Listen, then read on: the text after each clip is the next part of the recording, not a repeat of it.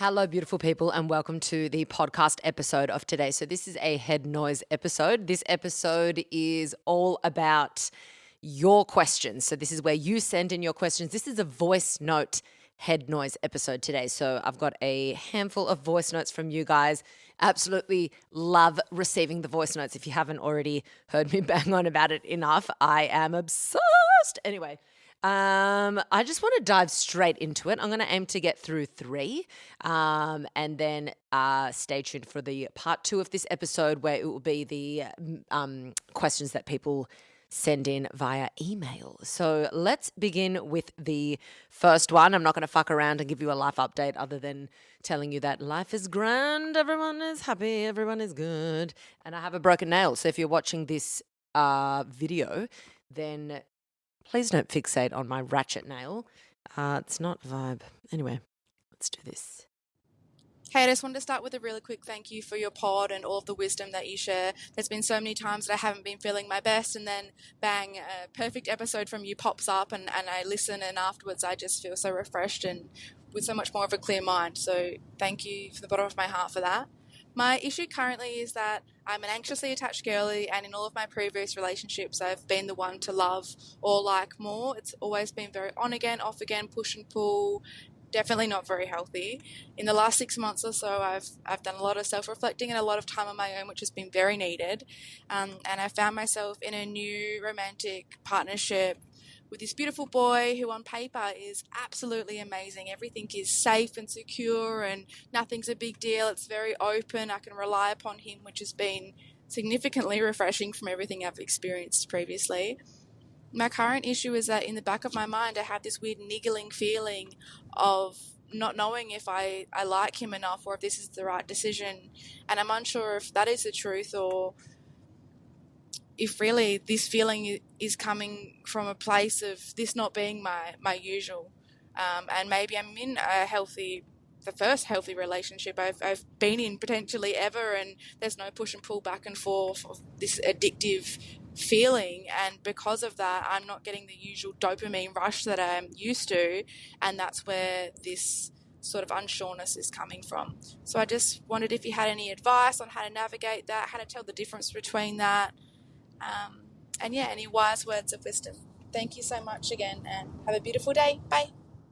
Okay, so this is a really, really great question, because there's definitely a way to tell a difference, okay? Firstly, I'm going to start by saying, when you're talking about are you addicted to that dopamine hit and whatever, 100% it can be very addictive. Even if we don't consciously admit it or that we're not aware of it, it can be quite addictive to have this push-pull, because when you get validated in these push-pull scenarios where someone's not giving you enough and then they give you something and then it's not enough and then it's something, this very often happens in situationships as well, or just before you start dating, that where you don't get enough from them is like, oh, it's really painful, it's anxiety provoking. And then when you get something from them, whether it's a text, whether they're the ones to finally initiate something, whatever, that feels like such a high. You are running on a high. It feels unbelievable.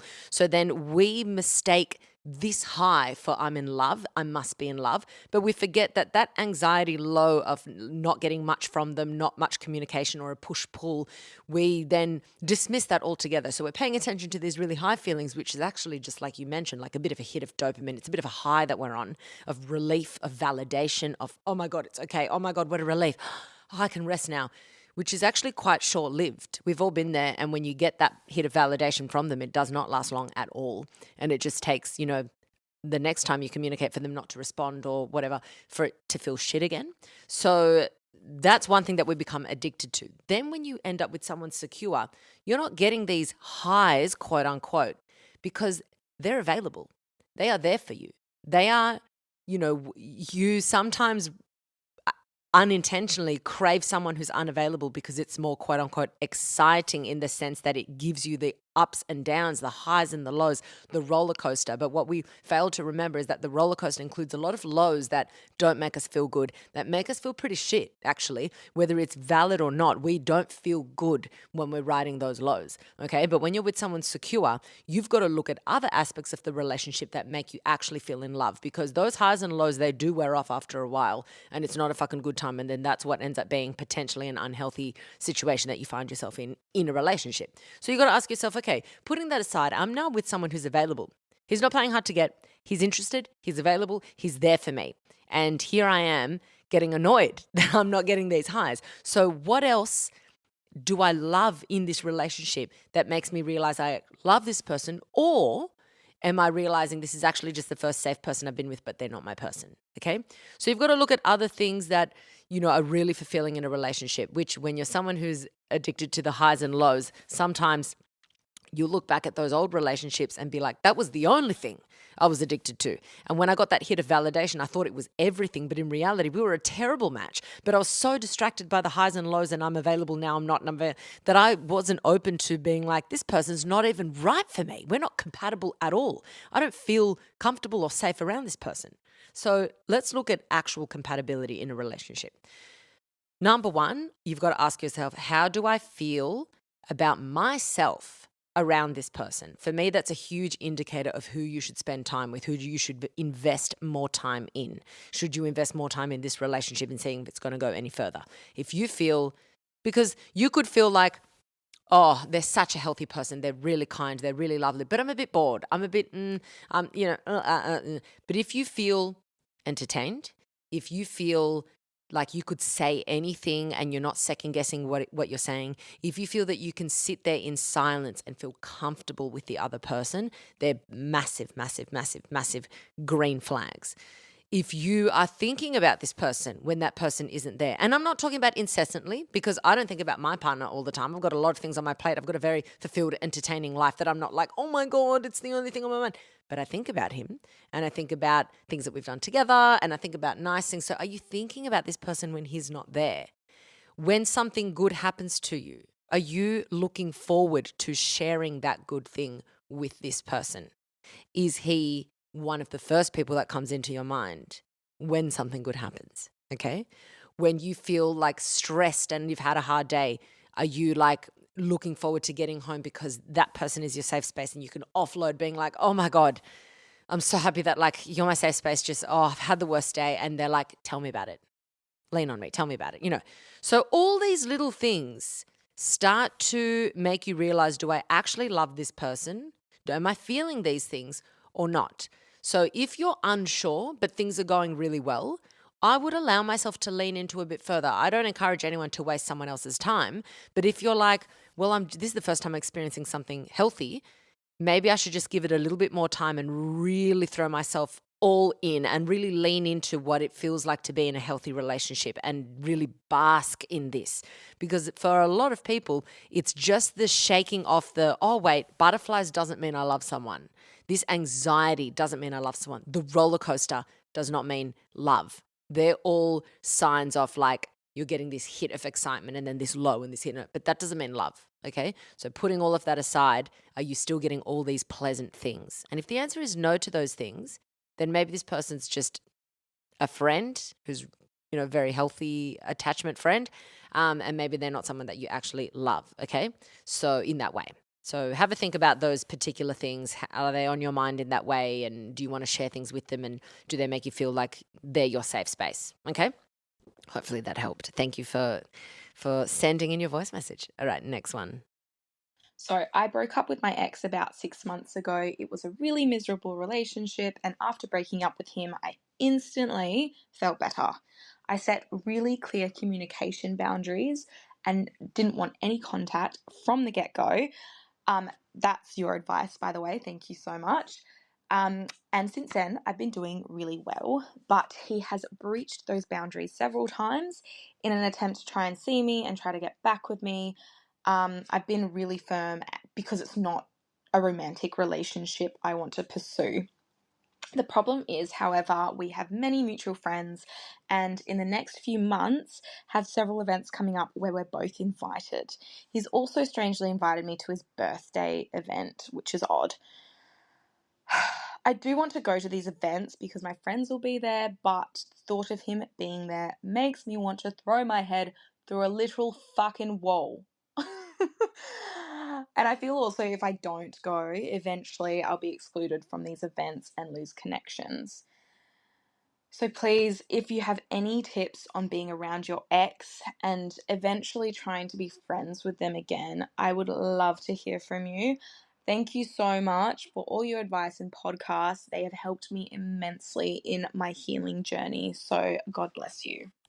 Thank you so much. Okay, look, there's a lot of good things going on here. A huge thing that I think is great for you in this scenario is that you are very happy with the breakup. So you're not on the receiving end being like, oh my God, I can't get over them because I'm around them all the time.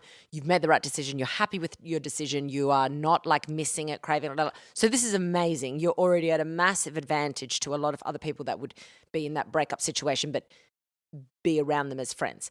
So I guess the primary issue here is how do you navigate the relationship with him when he still wants to have the relationship back and you absolutely do not, okay?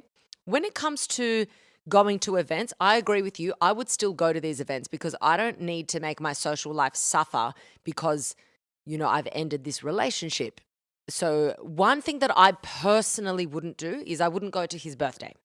Not because I don't think it's appropriate that you go to your ex's birthday, but because he still wants to be with you, he's going to look at that as some sort of a sign. You read into everything. If I invited my ex to my birthday and I was desperately still in love with him and he came, no matter what he said, actions always speak louder than words. I'm going to interpret that as you could be anywhere tonight, but you chose to be here. So personally, when it comes to that kind of stuff where it's personally his invitation, if you're trying to set a boundary, I wouldn't go, but I would go to all the other things with all the other friends, okay? So to me, that's already sending like a pretty clear message. And had he dealt with it differently, had he been like, yep, I understand you don't want to bar off this, I'm not going to try and get back together with you, it's fine, that might play out differently. But at the moment, if he's still trying to get back with you, it's that he, for whatever reason, has not accepted your message as clear, which is very frustrating. Another thing to ask yourself is, how clear have I been with this breakup? It sounds like you were very clear, but just do a bit of a check and say, was there anything that I said that was like, maybe in the future, maybe, because sometimes we do these throwaway lines. If there was one of those lines, maybe it does need one more conversation with him to be like, hey, just to clarify, I never want to lead you on. I just want to make sure that we're both on our, paths and our journeys, and we do have mutual friends. We are going to see each other all the time, but I just want you to know that I never want to be someone who's going to lead you on. It's a straight up, it's never going to happen again.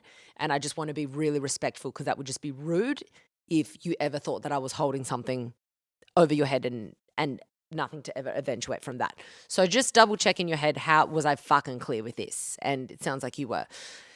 I just feel like, unfortunately for you, it's going to be a waiting game.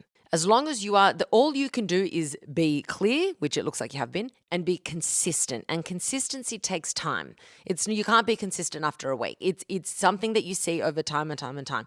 If you flip the roles and you were the person who was missing this person at the start, you'll have all this hope. Maybe if they see me in this light, maybe if this, maybe. But eventually you're going to start to realize at no point have they changed their mind. At no point are they turning around and saying, oh, maybe. At no point are they drunkenly texting me or hooking up or whatever. If there is no hope that they're giving me, I will get the message relatively quickly.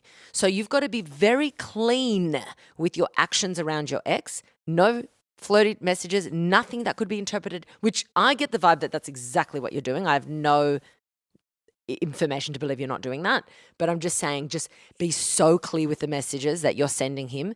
And this would just be a time thing. He will get bored and move on to somebody else because that only lasts so long and people only entertain it for so long. And especially if they're getting something back. If he's getting nothing from you in a flirty, loving way, he will stop. Okay.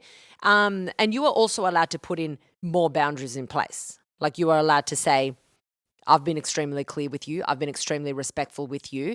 If you continue to try and get back with me, I take that as disrespect. You're not respecting what I said. I don't want to be rude, but you're literally leaving me no choice. I'm not quite sure what else you want from me. Okay, so you are allowed to then hit him up again if he's crossing a boundary. But I think that if he's being overall respectful and just hopeful, then that's just a time thing. But I would definitely keep going to the friend events. It doesn't hurt you to be going there, so you shouldn't have to suffer and not be with your friends and not be a part of that group. That should like fade out with time.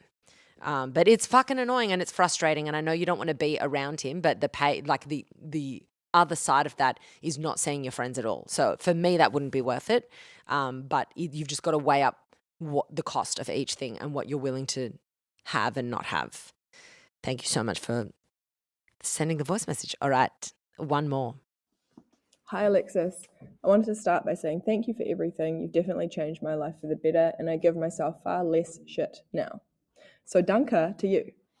I'm a 35-year-old woman, and last year, after a lifetime of dating boys and men, I got my first girlfriend. And it's the best relationship ever. I love her so much. It was accepted and celebrated by everyone in my life, except for my sister, who was hesitant to tell her kids, who I was really close to until this point. And she said she hesitated in order to protect their innocence, her words. And after coming around, or so I thought, she's recently recommitted to saying she's cautious what she exposes her children to in reference to us. One of her kids, who's only 7, had said a few hurtful things along the lines of, "Ooh, do you guys kiss? Don't marry her. It's bad to be gay," etc. I know that kids do talk shit, but I can't help but think this is a learned attitude. I hit her up about it and she apologized and said she was teaching them to be kind regardless of different beliefs. My question is this: how can I go about trying to maintain a relationship with the kids if my sister's trying to protect their innocence? I've been listening to your "You Don't Have to Be the Bigger Person" episode, which helps my mindset, but any concrete advice would be so helpful. I'd love to keep the kids in my life, but I just don't know how to do it while I'm being gay. Anyway, love your work so much. Thank you. Bye. Oh my God, this is so fucking frustrating because your sister is clearly a homophobe. That's what's going down. She's a fucking homophobe, and with major ick, but anyway. I find this so infuriating, this concept of protecting someone's innocence, but then proceeding to expose your children to being hateful, to being homophobic. Children don't talk shit for the sake of talking shit. It is absorbed. It is learnt, exactly like you said. They have absorbed that from your sister, okay? Because parents, especially when it comes to these deep-seated beliefs, children aren't just picking it up out of fucking nowhere or even at school, but that's something that would then get challenged again at home. So these beliefs have been supported or at least reinforced by your sister, okay? Because any other household where you are openly loving to every kind of person, you teach them about being gay, being trans, being bi, you teach them all that you can love anyone, whatever. Those kids are growing up with an open mind. They're not like, ooh, oh my God, this, that, they've learned that. They're children and they're regurgitating what they've been exposed to. So this is just a facade being like, I don't want to expose my kids. I want to maintain their innocence. So I'd like you to ask, well, I mean, you don't have to ask her. This is me just shit stirring. But it's like, does that mean that you're not going to expose them to anybody kissing, anybody embracing? Because if you've got a problem with, a man and a woman kissing, then what about that is damaging their innocence versus a man and a woman kissing? Like, where's the innocence being lost? Is it in the kiss or is it in the fact that it's two people of the same gender? Because how is that damaging to your innocence? Right? You've been exposed to a couple being intimate with each other. Straight or gay, what's the problem? Okay. So obviously this is all stemmed from your sister. I'm sorry, but that's like, whatever. So let's talk about what you would do. I'm going to tell you what I would do. One thing that I really, really, really, really encourage is that you never hide who you are, because that would be reinforcing that it's something wrong, and it's not fucking wrong. So never hide who you are. Talk about it completely normally, and whenever possible, maintain that relationship with the children. You're not rubbing it in their face, but you're not going to hide anything, okay? Just like I don't rub my relationship in other people's children's face, like, I'm engaged, just so you know. Like, it's just, you bring it up when it's relevant to bring up. You can say, they say, oh my God, do you kiss? Yeah, of course. She's my fiance or she's my partner. Are you going to get married? Maybe. I love her. There's a big chance I'm going to marry her. And if they go like, ooh, ooh, ooh, then you can ask them, say, why do you say ooh? Like we're not, especially with children, I think when children just repeat something that an adult has said, the best thing you can do, you don't want to reprimand or make them feel guilty or whatever, is you want to be curious. Because the moment children start to question, they're a lot smarter than we give them credit for. Children, when not given the opportunity to question something, will just believe something that they're told, especially at a very young age. But the moment you open it up to be like, why is it wrong? What's the difference? And then they'll start to be like, oh, I guess it's not that bad. Like they'll start to work it out for themselves. So instead of saying, it's not wrong, it's this, it's that, we're not there to argue. You're there to be like, this is who I am, and we're really great people. So what's the problem? And children they're not fucked in the head, okay? They can learn, they can see, they can have an open mind. So personally, that's what I would do. But I wouldn't be like not bringing up my partner, pretending that I'm not gay around these kids just so I can spend time with these kids. Because at the end of the day, if your sister wants you to spend less time with her children, unfortunately, there is nothing you can do about that because they are her children, okay?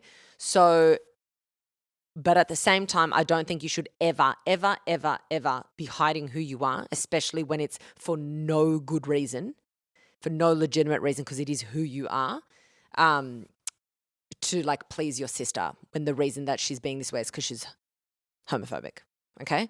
So that would be my advice to you. I would just be absolutely proud of who I am. If it's relevant in conversation, I would be talking about it. I would try and open up the conversation if they've brought it up. Like if they say, ooh, this, ooh, that, turn it into a conversation, be really calm, be really understanding that they're just regurgitating something and see how that conversation goes. And if your sister has a problem with that, then I would just point blank ask her, like, where did this homophobia stem from? And if she denies being homophobic, then just say, so I presume that you're not letting your children out of the house. If you want to protect their innocence, you're keeping them in the house. You're keeping them in a compound, right, where they can't say fucking anything, can't be exposed to anything, because you don't want them to see anybody holding hands, anybody kissing, anybody having any romantic interaction. Because if you say I'm not homophobic and then proceed to protect their innocence by not exposing them to gay people, then she's a fucking homophobe, okay? Fucking homophobic. It is what it is. That grinds my gears so much. And I know this exact situation. I've got a couple of people that are very close to me that have gone through something very similar. And it's just sad. It's really sad. That's the only way to describe it. But I'm fucking thrilled that you have found the healthiest relationship you've ever been in and someone that you love. Love that so much. And you know what? Just keep doing what you're doing. And the kids eventually, as they get older, will hopefully come around and see it for themselves.